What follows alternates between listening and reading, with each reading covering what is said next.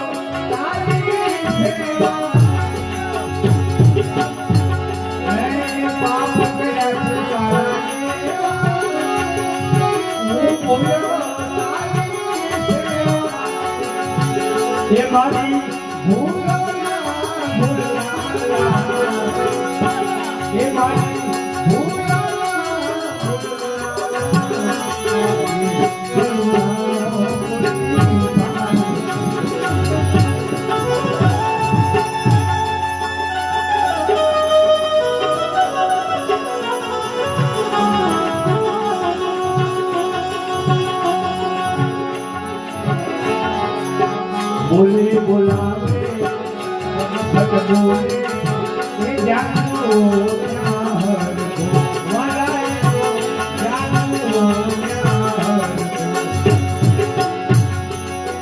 देवरे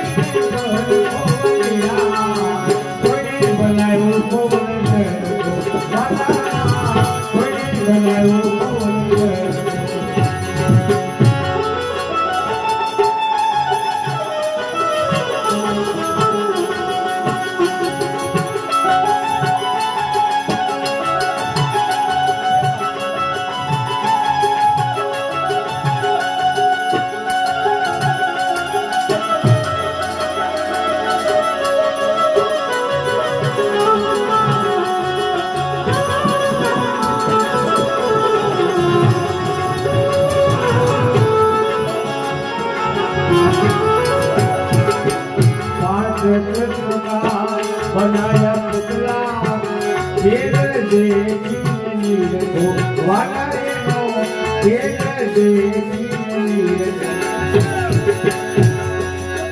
को पुतली भाई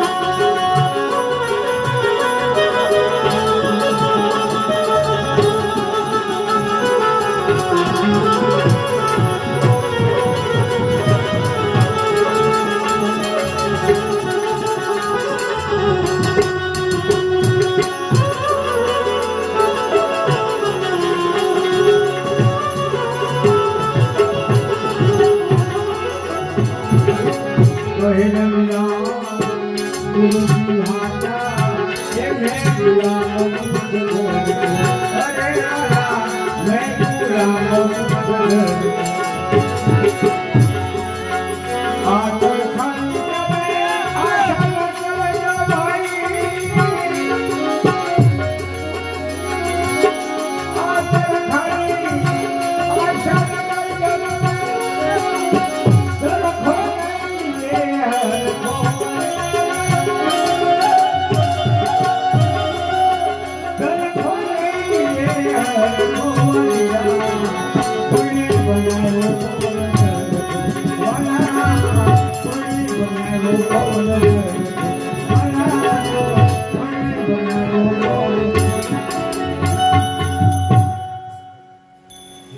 ભજન ગાવા સહેલા છે પણ એનું મંથન કરવું એ મુશ્કેલ છે. કઈ વાણીનું સર્જન ક્યારે થયું? હમણાં ભાઈ બોલ્યા અલ્લાહુ નબી નેક નામ હોતી સિકંદર સુમરાનો દીકરો, અને સિકંદર સુમરાને ધંધો ઈ લૂંટમાર અને શિકાર સિવાય બીજી વાત નહીં. બહાર હોય તો બહાર કે તમને વાંધો નહીં.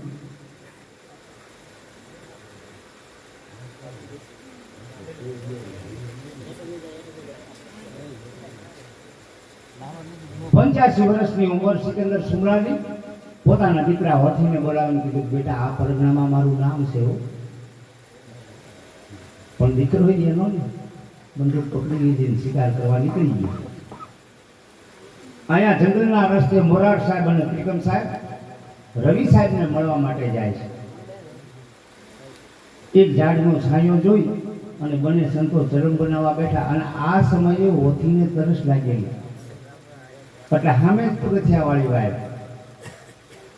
શિકાર કરેલા પક્ષીનો ઠેલો બંદૂક કાંઠે મૂકીને અંદર પાણી પીવા ઉતરેલો. અને ત્યારે મોરાર સાહેબ ત્રિકમ સાહેબને કહે છે કે ત્રિકમ સાહેબ, આ ટાઈમે કોઈ પણ આત્મા મારી સામે આવી જાય ને તો એને ન્યાલ કરી દો. કે બાપુ હા તમે ન્યાલ કરી દો. અને એ સમયે હોથીને વાયની બહાર નીકળ્યો. પાછા મોરાર સાહેબ અને ત્રિકમ સાહેબ એ ઓળખ્યું કે આ તો લૂંટારાનો દીકરો, અને હોથી ઓળખી કે આ તો મોરાર સાહેબ અને ત્રિકમ સાહેબ. હોથીને નજીક બોલાવે, બેટા અહીંયા આવો, પેલું ઠેલું લેતો આવે. અને શિકાર કરેલા પક્ષીનો ઠેલો હાથમાં લઈને ઝૂલતા ઝૂલતા મોરાર સાહેબ એની પાસે બેહે. અને મોરાર સાહેબ સત્સંગ કરતા જાય અને એક પક્ષી ઉડાડતા જાય. આખો ઠેલો ખાલી પીધો. પછી કીધું, લે બેટા ચલમ ચેતન કહે કે બાપુ હું ચલમ નથી પીતો, અને હકીકતમાં હો જે કરતા હોય એ કરાય, બાકી બાપા સીતારામ થઈ જાય. હા, મોરાર સાહેબ કે સંતોનો હાથ પાછો જાય અને ઓથીએ ચલમ હાથમાં લીધી. એકદમ બીજો દમ અને ત્રીજા દમે ત્રણ કાળનું સૂત્ર મળ્યું. બેભાન હાલતમાં થઈ ગયું. સંતોન તો એના રસ્તે રવાના થયા. હાનનો સમય થયો. સિકંદર સુમરો અકળાવા મળ્યો, મારો દીકરો ક્યાં હશે? માણસોને મોકલ્યા, હોથીને બેભાન હાલતમાં લાવ્યા. પણ અમુક સમય થયો ને હોથીની આંખ ઉઘડીને તો પેલા એ યાદ આવ્યું, આમાં કોણ હિન્દુ કોણ મુસલમાન. પણ હોથી 18 આલમમાં ભજન કરવા મળ્યું. એમાં નાખી વાંધો પડ્યો. ના થરકી આવી જાય તો વાંધો ને, ખર્ચો ગરદનીને કરવો હોય ના જ હેરાન કરે. કે તારો દીકરો માલિકની બંદી કરે એનો વાંધો નહીં, પણ જો ક્યાંય ભજનમાં જવા દીધો છે તો તમને નાચ બહાર મૂકશું. આમ કહી અને ના જાવ હોવાની ઘેરે પૂગી ને ત્યાં 4-5 વણકરના દીકરા આવ્યા કે હોથી બાપુ આજ મારે ત્યાં રામદેવજી મહારાજનો પાઠ છે, તમારે સંતવાણીમાં આવવાનું છે. અને હોથીએ વાયક જેવી લીધું. સિકંદર સુમરો કે જે ના થયો હોવાની ઘેરે નથી પૂગી અને તે વાયક જીવી. પણ 2-4 ભાઈઓ હતા ને, એક કટોરો અમલ ગોળ્યું અને હોથીને પાઈ દીધું. પાછો બેભાન હાલતમાં થઈ ગયો. એક રૂમની અંદર ખાટલો નાખી હોથીને હુવારી અને સિકંદર સુમરાએ બહારથી હાંકળ બંધ કરી દીધી કે આજ ભજનમાં કેમ જાય હું જોઈ લઉં. અને મોટી ડાંગ લઈ અને પોતાના દરવાજામાં બેઠો. પણ 2:30 નો ટાઈમ થયો ને, બે પણ જુવાનિયા નીકળ્યા. વાહ હો તું તારી મસ્તી, વાહ તારું ભજન, વાહ તારી મસ્તી. સિકંદર સુમરો કે કોની વાત કરો છો? કે બાપુ તમારા દીકરા ને અત્યારે ભજનમાં મશગુલ છે. મારો દીકરો? હા, અહીં નજીક આવો. હાંકળ ખોલીને દેખાડ્યું કે આ કે બાપુ અહીંયા ઓથી ન્યાય ઓથી, હે અહીંયા ઓથી ન્યાય ઓથી. સિકંદર સુમરો કે મારો બેટો હવે તો બબે રૂપ ધારણ કરતા શીખે. ઓલા છોકરા કે અમે જૂઠું બોલતા હોય ને તો હાલો તમારી હારે આવી. પણ ત્યાં ગયા ને ત્યાં ઓથીના રૂપમાં ત્રિલોકનો નાથ ભજન કરે. કેવું ભજન!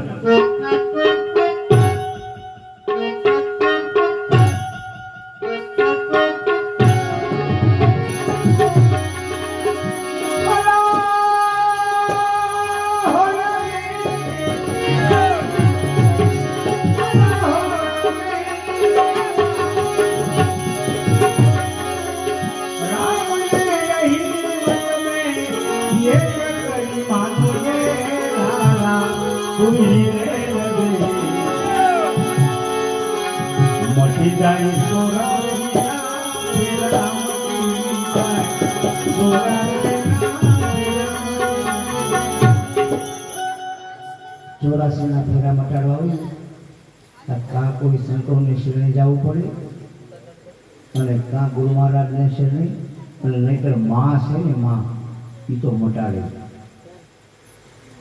મોરાર સાહેબ ખરાના રાજમાં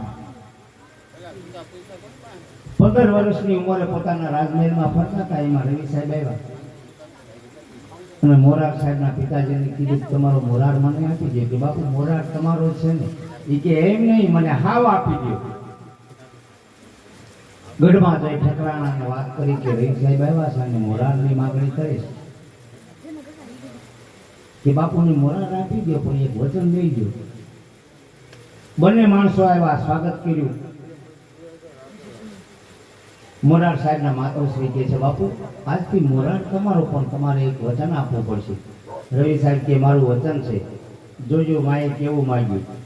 કે બાપુ આજથી મોરાર તમારો, પણ મોરાર માથે બીજી માં નહીં હો, એક જ ધક્કો.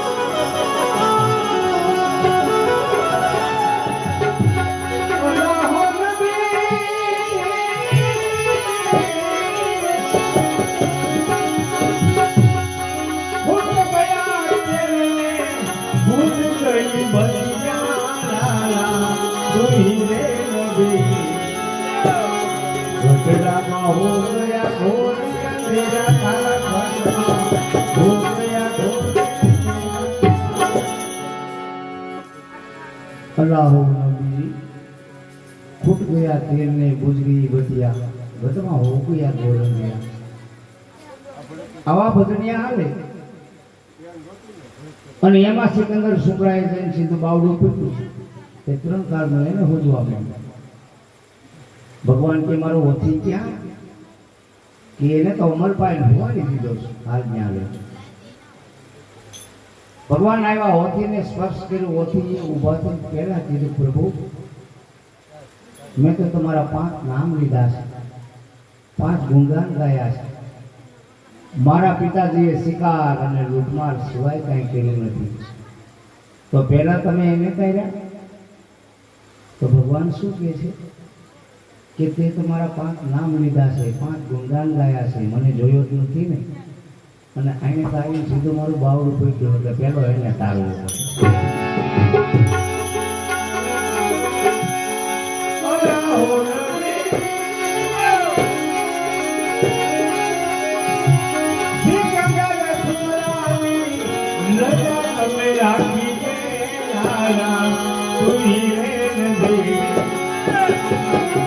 गरीब गुलाम गुलाम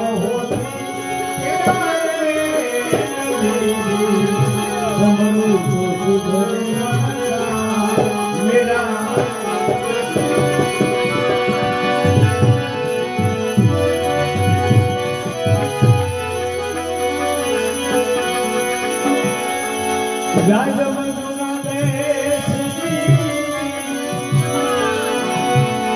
पाथरी पर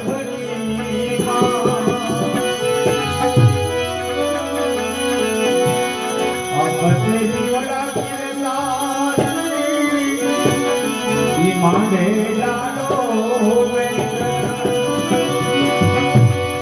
थोड़ो नाख्यो बाबा जी धर्म नो अमृत आवली है रणधार जोड़े त्रिशूल भोले लाडो अमा हजारे हजूरो तार से मेरा ना काटे से मुंह सागर बाबू देवीदास जगाबाजी देवीदास ने आवे वरदा पानी पीवे पर्वतना मटे अंतर नाम जोबन जेनु इंडोरे तू आहिरा जाने बारा संसार के मोह राम ने राम ने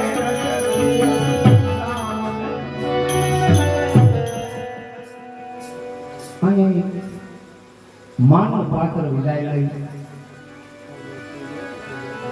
ઈશ્વરના શરણની અંદર જેનો વાસ થયો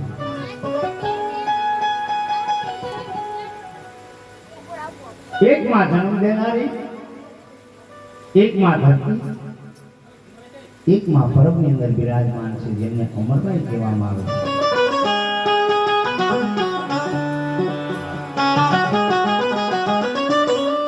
જૂનો અને જાણીતો ઇતિહાસ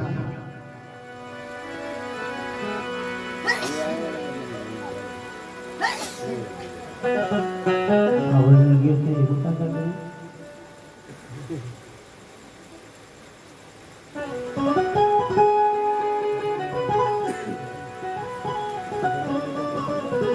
વિસાવદર તાલુકાનું શોભાવડા નામનું ગામ.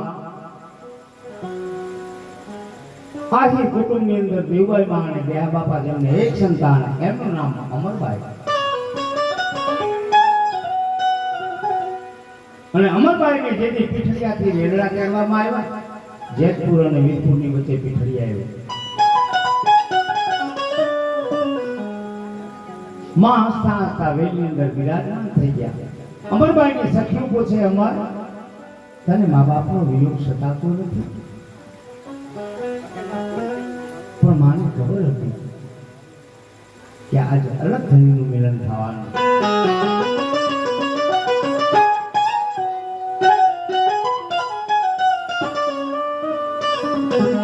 શોભાવડાથી ધીમે ધીમે વેલડા રવાના થયા. બપોરનો સમય થયો, પરબની આંબલી દેખાણી.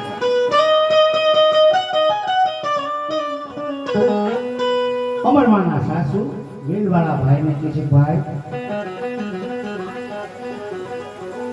થોડી વાર જો પરબની આંબલી એથી વેલું ઊભું રહી જાય ને તો ભાઈમાંથી પાણી પી બે ઈશ્વરની માળા ફેરવી અને પછી પીઠડિયા તરફ રવાના થાય.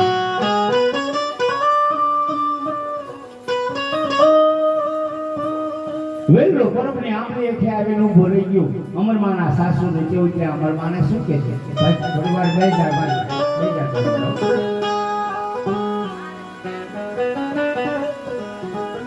કે અમરભાઈ તમે વેલ હેઠા ઉતરતા ને એવો શું કામ? અહીંયા એક બાવાજીની ઝૂંપડી છે અને ઝૂંપડીમાં રગત ત્યાં અને કોઠિયાનો વાસ છે. અમરભાઈ કદાચ ને તમારી કંકુ ઓરણી કાયા ઉપર બે છાંટા રગત પીતના ઉડી જાય તો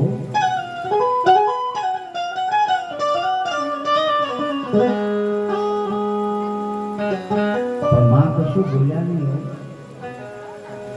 અમરમાના સાસુ વાવની અંદર પાણી પીવા ઉતર્યા. માં વેલડામાં બિરાજમાન, પણ એ સમયે માને કાને શું અવાજ લફડાય.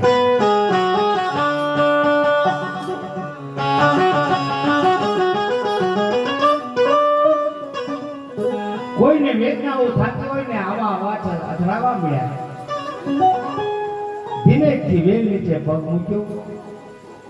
પરબને ચારે બાજુ ફોરની વાડ એક ઝાંપડી અને એ વાડમાંથી માએ દ્રશ્ય નિહાળ્યું.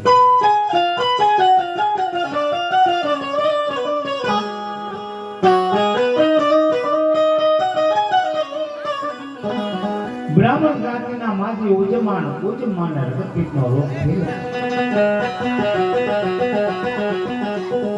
અને ગામના કહેવાથી એનો દીકરો ગરીએ નાખ્યો.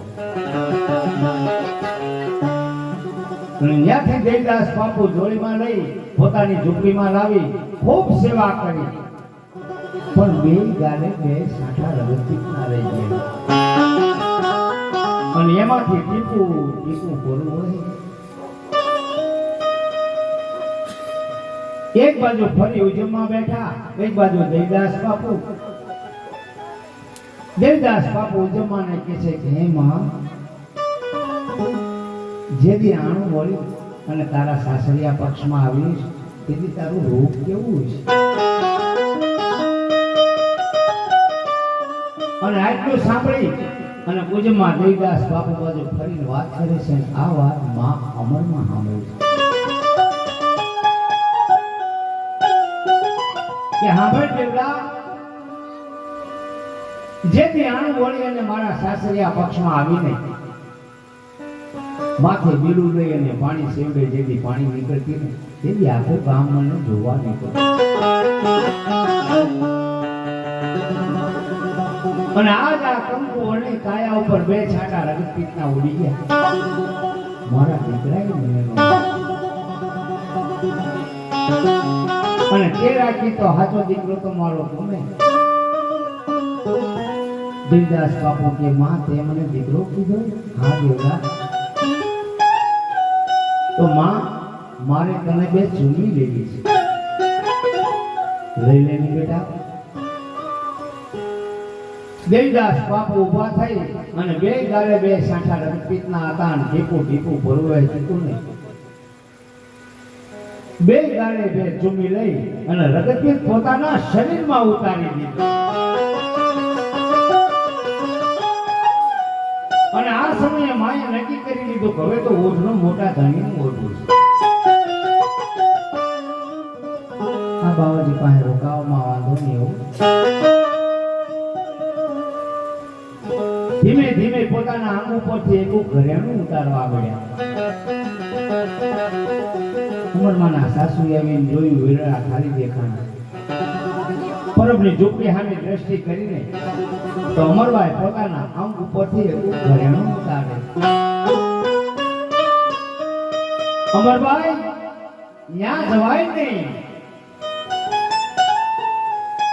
ત્યારે માં પહેલો શબ્દના સાસુમાને કહે છે કે ફૂઈ કદાચ ને પીઠડિયાના પાદરમાં આવી અને આ કંકુવળની ગાયા ઉપર બે છાંટા રક્તપિત્તના ઉડી ગયા હોય અને મને અહીંયા મારા ધણીને ધક્કો થાય મૂકવા એ કરતા મારા અલગ ધણીનું ઘર તો આવી ગયું છે.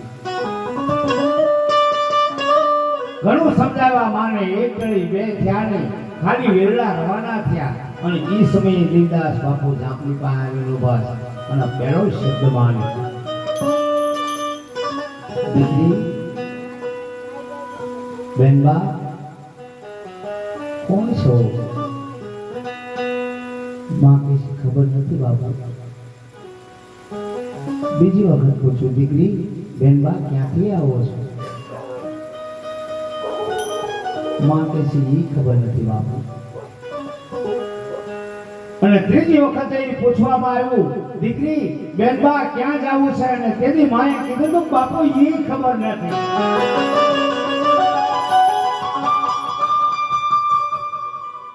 અને હકીકતમાં મિત્રો કોણ છે, ક્યાંથી આવ્યા, ક્યાં જવું છે, આ ત્રણ ખબર ન હોય ને એની ખબર તો મારો ખાવન ધણી રાખે. શું નામ છે બેન? અમરભાઈ નામ છે બાપુ. અમરભાઈ પરમનો તો ઈ ધર્મ છે કે 18 આલમનો ટુકડો માગી અને રગતપિત્યા અને મૂળિયાને ખવડાવી ઈ ધર્મ છે. માં કે બાપુ મને મંજૂર છે. હાથમાં જોડી ઉપાડી દીધી. સતીદાસ સતીદાસ સતીદાસ. પણ માં મનની અંદર વિચાર કરે, સાચા સદગુરુનું મિલન થઈ ગયું, જન્મ મરણના ધક્કા મટી ગયા અને આ દ્રશ્ય સારનાથજી બાપાએ જોયું અને માની ચૂંદડી ગોળ્યા છે.